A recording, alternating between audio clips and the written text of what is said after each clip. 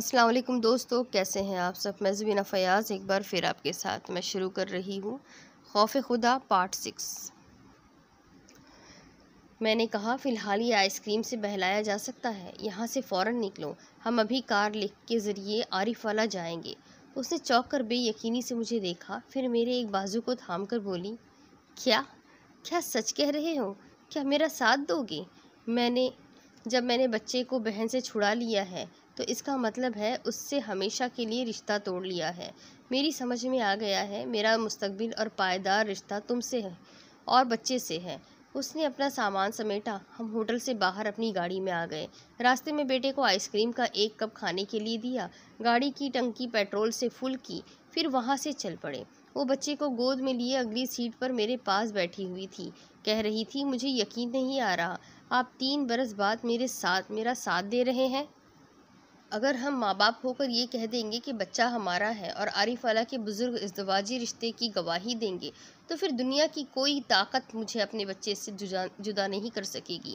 تم میری طرف سے مطمئن رہو، میں خود نہیں چاہتا یہ معاملہ عدالت میں جائے اور میری باجی کی توہین ہو۔ ہم عارف والا پہنچ گئے۔ مہناز نے مکان فروخت کر دیا تھا۔ وہاں کے کونسلر، پٹواری، ہیڈ ماسٹر اور یونین کے چیئرمین نے کہا صبح کا بھولا شام کو گھر آ جائے تو اسے معاف کر دینا چاہیے، لہٰذا ہم تمہیں معاف کرتے ہیں اور نصیحت کرتے ہیں اپنے بیوی بچے کے ساتھ اچھی اور شریفانہ زندگی گزارو۔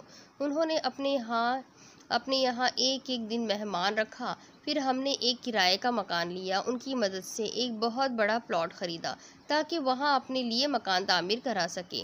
ہم باجی جان اور بہنوئی صاحب کی دولت، طاقت اور غرور سے اسی آبادی میں محفوظ رہ سکتے تھے کیونکہ وہاں ہمارے بے شمار حمایتی تھے۔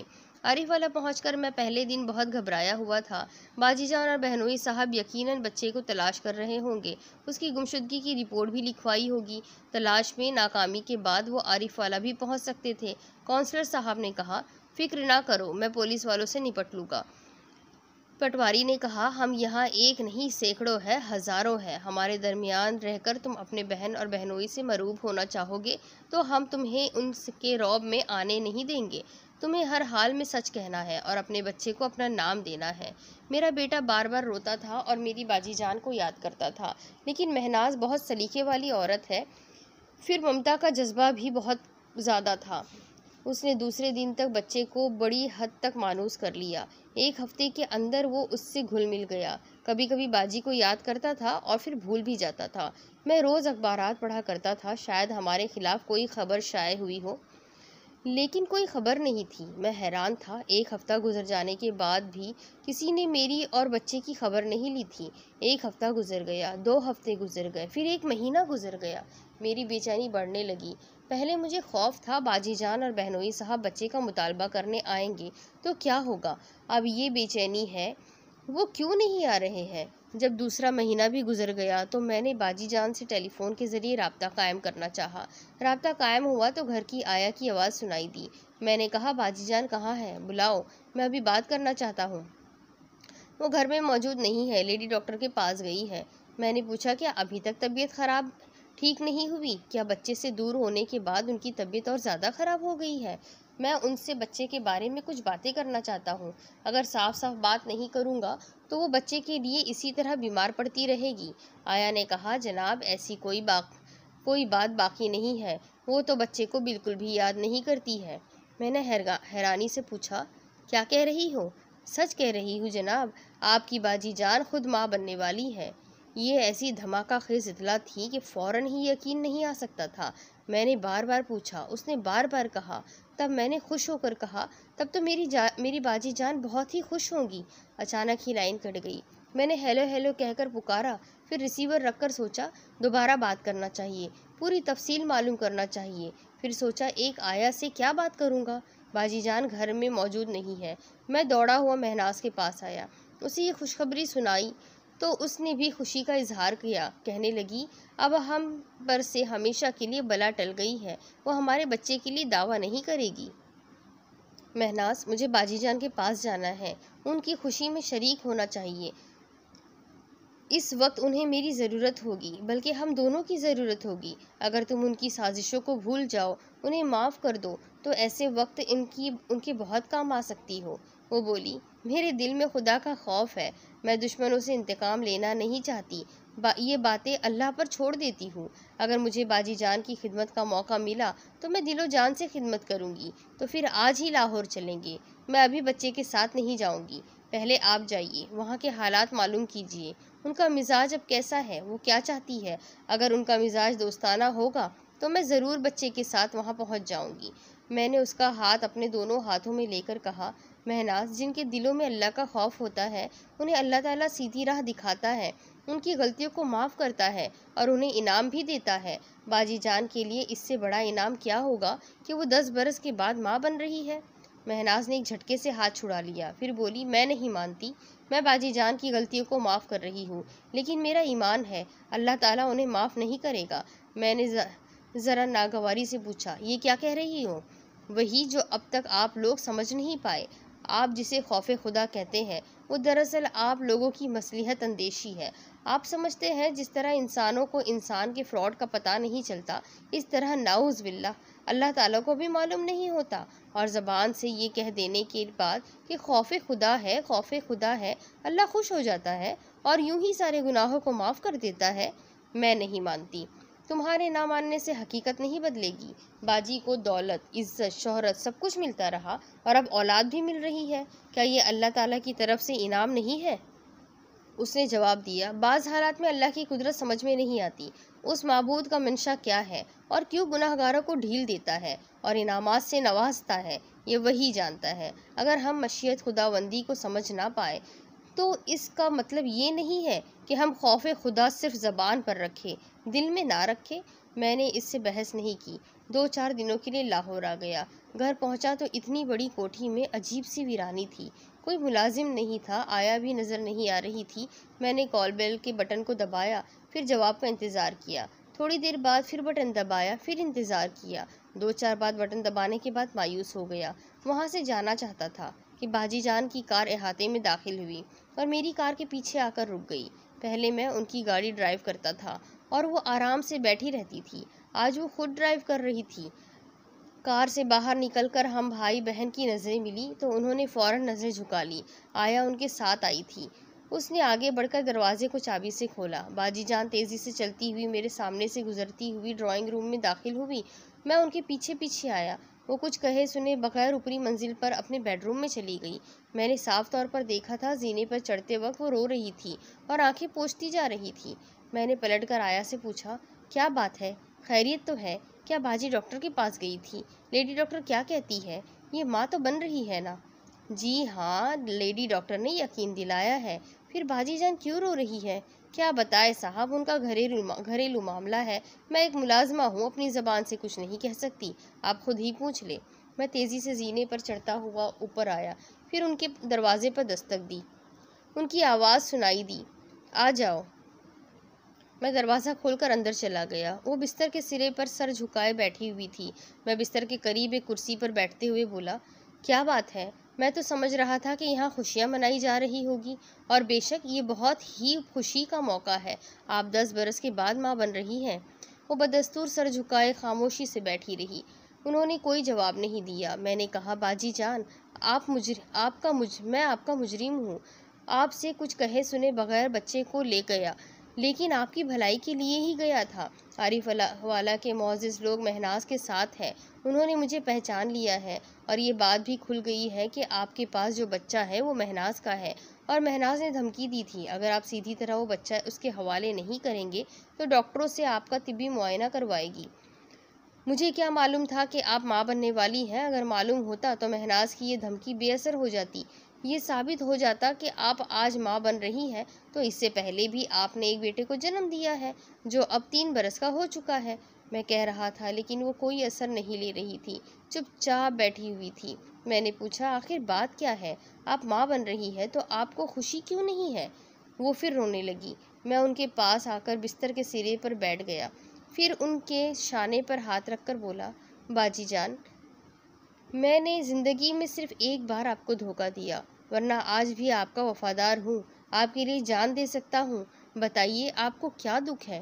وہ روتے ہوئے بولی، مجھے ماں بننے کی بے حد خوشی ہو رہی تھی، لیکن وہ بات پوری نہ کر سکی، سسکنے لگی۔ میں ان کے شانے کو محبت سے تھپک رہا تھا، ان کے سر کو سہلا رہا تھا۔ پھر انہوں نے بڑی مشکل سے کہا، تمہارے بہنوئی صاحب اس سے اپنا بچہ تسلیم نہیں کر رہے ہیں۔ مجھے ایک جھٹکا سا لگا، میں پیچھے ہٹ گیا۔ پھر میں نے غصے سے کہا، یہ کیا بکواس ہے؟ وہ تسلیم کیوں نہیں کر رہے ہیں؟ آپ میری بڑی بہن نہیں، میری ماں کے برابر ہیں۔ اگر کوئی آپ کے کردار پر کیچڑ اچھالے تو میں برداشت نہیں کروں گا، خواہ وہ میرے بہنوئی کیوں نہ ہو۔ ہادی، تم طیش میں آ کر کچھ نہیں کر سکتے، غلطی ہماری ہے۔ تمہیں یاد ہے میں نے تمہارے بہنوئی کے بانجھ ثابت کرنے کے لیے ڈاکٹر کو رشوت دی تھی کہ وہ کبھی باپ نہیں بن سکیں گے۔ میں نے کہا، اوہ خدایا، تو کیا وہ ابھی تک اس رپورٹ کو تسلیم کر رہے ہیں؟ ہاں۔ جب میں نے خوشخبری سنائی کہ میں ان کے بچے کی ماں بننے والی ہوں تو انہوں نے چھوٹتے ہی میرے منہ پر تماچا مار دیا۔ کہنے لگے، میڈیکل رپورٹ جھوٹی نہیں ہو سکتی۔ میں نے کہا، وہ جھوٹی تھی۔ میں نے سوکن کا راستہ روکنے کے لیے ڈاکٹر کو رشوت دی تھی۔ انہوں نے کہا، تم نے صرف سوکن کا راستہ نہیں روکا بلکہ اپنے بھائی کے بچے کو میرا بیٹا بنا کر اسے میری تمام دولت اور جائیداد کا مالک بنانا چاہا۔ تم نے یہ نہیں سوچا کہ ایک سوکن کو برداشت کر لوں گی تو اس سے میری اولاد ہوگی، وہ میرا خون ہوگا، وہ میرا سچا وارث ہوگا۔ پھر میں نے کہا، آج 10 برس بعد میں اسی سچے وارث کو جنم دینے جا رہی ہوں، آپ انکار کیوں کر رہے ہیں؟ کہنے لگے، جب تک مجھے صحیح میڈیکل رپورٹ معلوم نہیں ہوگی میں انکار کرتا رہوں گا، اور اگر یہ ثابت ہو گیا کہ میں واقعی باپ نہیں بن سکتا تو تم ابھی سے اپنا کوئی دوسرا ٹھکانہ ڈھونڈنا شروع کر دو۔ میں ابھی ٹیلی فون کے ذریعے اپنے فیملی ڈاکٹر سے رابطہ قائم کرتی ہوں، وہ ابھی آپ کو بتائے گا، یقین دلائے گا۔ باجی اپنی روادات سنا رہی تھی اور میں سن رہا تھا۔ انہوں نے ڈاکٹر کو ٹیلی فون کیا، پتہ چلا وہ گھر میں نہیں ہے۔ پھر اسپتال میں فون کیا، وہاں بھی رابطہ قائم نہیں ہو پایا۔ باجی جان نے کہا، میں شام تک ڈاکٹر کو ڈھونڈ لاؤں گی اور آپ کے سامنے اس سے سچ بلواؤں گی۔ باجی جان شام کو ڈاکٹر کے پاس گئی، اس سے ملاقات ہوئی۔ انہوں نے کہا، جو میڈیکل رپورٹ آپ نے غلط دی تھی اسے درست کر دیجیے، ورنہ میری زندگی برباد ہو رہی ہے، میرا گھر تباہ ہو رہا ہے۔ میں اپنے شوہر کے بچے کی ماں بننے والی ہوں، لیکن وہ میڈیکل رپورٹ کے مطابق میرے بچے کو اپنا بچہ ماننے سے انکار کر رہے ہیں۔ ڈاکٹر نے کہا، میں اس سلسلے میں کیا کر سکتا ہوں؟ تم نے کہا تھا رپورٹ غلط دو، میں نے دے دی۔ باجی جان نے پوچھا، صحیح رپورٹ کیا ہے؟ ڈاکٹر نے کہا، یہی کہ تمہارا شوہر باپ بن سکتا ہے۔ تو پھر آپ یہی رپورٹ لکھ دیں۔ کیا یہ رپورٹ لکھ کر یہ ثابت کر دو کہ میں نے رشوت لے کر پہلے غلط رپورٹ لکھی تھی؟ کیا میں خود کو قانون کے نظروں میں مجرم قرار دے سکتا ہوں؟ پلیز آپ آئندہ ایسی بات نہ کریں۔ میں لٹ رہی ہوں، برباد ہو رہی ہوں، میں اس سے زیادہ رقم دوں گی، پہلے 25 دیے تھے، آج 50 دوں گی، مگر رپورٹ بدل دیجیے۔ اچھی بات ہے، آپ اپنے میاں کو میرے پاس بھیج دیں، میں طبی معائنہ کراؤں گا، پھر تمہارے حق میں رپورٹ دوں گا کہ وہ باپ بن سکتے ہیں، اور یہ درست بھی ہے۔ باجی جان نے گھر آ کر میرے بہنوئی صاحب سے کہا، ڈاکٹر کی صحیح رپورٹ یہی تھی، آپ باپ بن سکتے ہیں، لیکن آپ یقین نہیں کریں گے اور ڈاکٹر بھی آپ کو پچھلی رپورٹ بدل کر نہیں دے گا، لہٰذا آپ دوبارہ طبی معائنہ کرائیں، اس طرح آپ کا شک دور ہو جائے گا اور ہمارا گھر برباد ہونے سے بچ جائے گا۔ ٹھیک ہے، تم نے آج تک جو کہا میں نے کیا، لیکن اب اس ڈاکٹر سے مجھے بھروسہ نہیں ہے، ہم کسی دوسرے ڈاکٹر کے پاس جائیں گے، تم جس سے کہو گی میں اس سے معائنہ کراؤں گا، اگر رپورٹ تمہارے حق میں ہوئی تو میں باپ بننے کی خوشیاں مناؤں گا، ورنہ یہ ثابت ہو جائے گا کہ بچہ میرا نہیں ہے اور تم بچلن ہو اور کوئی بچلن عورت بیوی بن کر نہیں رہ سکتی، میں تمہیں طلاق دوں گا اور دوسری شادی کر لوں گا۔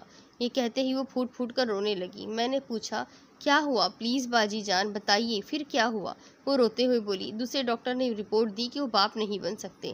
میں نے غصے سے کہا، وہ جھوٹ کہہ رہا ہے، فراڈ کر رہا ہے، پہلا ڈاکٹر آپ سے اعتراف کر چکا ہے کہ وہ باپ بن سکتے ہیں، اس نے صرف میرے سامنے اعتراف کیا ہے، مگر اس کا بھی تحریری بیان یہی ہے کہ وہ باپ نہیں بن سکتے۔ پہلی کلہاڑی میں نے خود اپنے ہاتھوں سے اپنے پاؤں پر ماری ہے، دوسری کلہاڑی انہوں نے مار دی۔ اب 2 ڈاکٹروں کی یکساں رپورٹ ہے کہ وہ باپ نہیں بن سکتے۔ انہوں نے مجھے دھمکی دی ہے کہ میں بات آگے نہ بڑھاؤں، چپ چاپ طلاق لے لوں، اگر طلاق لینے کے لیے عدالت تک جاؤں گی تو وہ عدالت میں بیان دیں گے کہ میں نے ان سے پہلے بھی فراڈ کیا تھا، 3 برس پہلے بھائی کے بچے کو گود لیا تھا اور یہ دھوکہ دیا تھا کہ کنور آفتاب احمد کا بیٹا ہے، یعنی تمہارے بہنوئی جو ہمارے فراڈ میں شامل تھے وہ اس سے بالکل الگ ہو رہے ہیں، انجان بن رہے ہیں اور سارا کا سارا الزام مجھے دے رہے ہیں، کہہ رہے ہیں کہ 3 برس پہلے بھی میں نے ایک بچے کا فراڈ کیا، آج بھی کر رہی ہوں۔ میرا سر چکرا رہا تھا۔ ہم کوئی برائی کرتے ہیں، پھر اللہ کے ڈر سے اس کی تلافی کرتے ہیں اور سمجھتے ہیں کہ تلافی ہو گئی، ہمیں معافی مل چکی ہے۔ ہم دل کو سمجھاتے ہیں کہ ہم نے اللہ کو راضی کر لیا ہے۔ باجی جان نے چپ چاپ طلاق لینے سے انکار کیا تھا۔ معاملہ عدالت تک پہنچا۔ پھر فیصلہ ہوا کہ کنور آفتاب احمد کا طبی معائنہ کرایا جائے، اس کے لیے ایک ڈاکٹر مقرر کیا جائے۔ باجی جان کے دل میں کھلبلی مچی ہوئی تھی۔ وہ جانتی تھی کہ میرے بہنوئی پھر فراڈ کر سکتے ہیں۔ وہ سرکاری ڈاکٹر کو بھی خریدنے کی کوشش کریں گے جو عدالت کی طرف سے مقرر کیا گیا ہے۔ یہ سوچ کر باجی جان اس ڈاکٹر سے ملنے چلی گئی۔ اس کے سامنے ہاتھ جوڑ کر کہا، جو صحیح رپورٹ ہے وہ دیجیے گا۔ ڈاکٹر نے پوچھا، اگر صحیح رپورٹ یہ ہوئی کہ وہ باپ نہیں بن سکتے تب باجی جان نے اپنے بیگ سے 5 بڑی بڑی گڈیاں نکالی اور کہا، یہ 50,000 روپے ہے، ہر صورت میں رپورٹ میرے حق میں ہونا چاہیے۔ ڈاکٹر نے کہا، آپ اطمینان سے جائیے، یہ رپورٹ آپ کے حق میں ہوگی۔ دوسرے دن ڈاکٹر نے عدالت میں 50,000 روپے جج کے سامنے رکھ دیے اور کہا، رخسانہ بیگم نے یہ بھاری رقم مجھے دی ہے اور میڈیکل رپورٹ اپنے حق میں چاہتی ہے۔ میں نے ابھی تک کنور آفتاب احمد کا معائنہ نہیں کیا ہے۔ کیا اتنی بڑی رشوت حاصل کرنے کے بعد اب معائنہ کرنا ضروری رہ گیا ہے یا اس خاتون کا فراڈ کھل چکا ہے؟ جج نے فیصلہ سنا دیا کہ باجی جان فراڈ ہے۔ انہوں نے صرف اپنے خاوند کو بار بار دھوکہ نہیں دیا بلکہ عدالت کو بھی دھوکہ دینے کے لیے رشوت دینے کا جرم کیا ہے، لہٰذا رشوت میں دی ہوئی 50,000 کی رقم جرمانے کے طور پر ضبط کی جاتی ہے اور ایک عورت کے لیے یہ سزا کافی ہے کہ اس کے خاوند کی طرف سے دی ہوئی طلاق کی درخواست منظور کر لی جائے۔ باجی جان اس فیصلے پر چیختی چلاتی رہی، یقین دلانے کی کوشش کرتی رہی کہ انہوں نے آج تک ساری دنیا سے فراڈ کیا لیکن اپنے شوہر سے کبھی نہیں کیا، لیکن کوئی ان کی بات ماننے کے لیے تیار ہی نہیں تھا۔ طلاق ہو چکی تھی۔ میرے بہنوئی صاحب نے نہ صرف دھوکے کا جواب باجی جان کو دھوکے سے دیا تھا بلکہ ان کی نیت پہلے ہی دوسری شادی کی تھی۔ ایک حسین عورت سے رومانس چل رہا تھا ان کا، اب انہوں نے اس سے شادی کا اعلان بھی کر دیا تھا۔ طلاق کے بعد باجی جان مفلس اور کنگال نہیں تھی، کسی مرد کی محتاج نہیں تھی۔ جس طرح میں نے ہیرا پھیری سے لاکھوں روپے جمع کیے تھے اسی طرح باجی جان نے بھی کوئی 60-70 لاکھ تو ضرور جمع کیے ہوں گے۔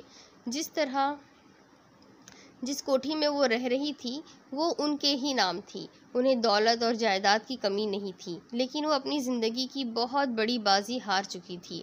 انہوں نے بڑے بڑے فراڈ کر کے ایک پرائے بچے کو اپنے شوہر کا نام دیا تھا۔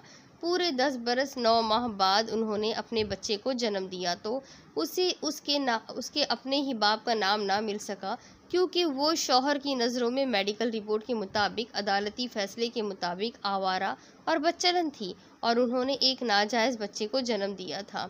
اس میں ذلت بھرے انجام سے لرز رہا تھا۔ ایک سیدھی اور سچی بات جو موٹی سی عقل سے بھی سمجھ میں آ جاتی ہے وہ اتنے برے انجام تک پہنچنے کے بعد سمجھ میں آئی کہ خوف خدا زبان پر نہیں دل میں ہونا چاہیے۔ تو یہ کہانی یہی ختم ہوتی ہے۔ امید کرتی ہوں آپ سب کو یہ کہانی پسند آئی ہوگی کہ خوف خدا کا اصل مطلب کیا ہے اور اللہ تعالیٰ ہر کسی کو اس کے کیے کی سزا ضرور دیتا ہے۔ یہ چیز بھی اس کہانی میں ثابت ہو گئی۔ امید کرتی ہوں آپ سب کو کہانی ضرور پسند آئی ہوگی، تو چینل کو سبسکرائب کر لیجئے، بیل آئیکن کو ضرور دبا دیجئے اور جو کہانیاں پسند آتی ہیں اپنے کانٹیکٹس میں شیئر کرنا نہ بھولیں۔ اگلی ایک نئی کہانی کے ساتھ پھر ملوں گی، تب تک کے لیے اللہ حافظ۔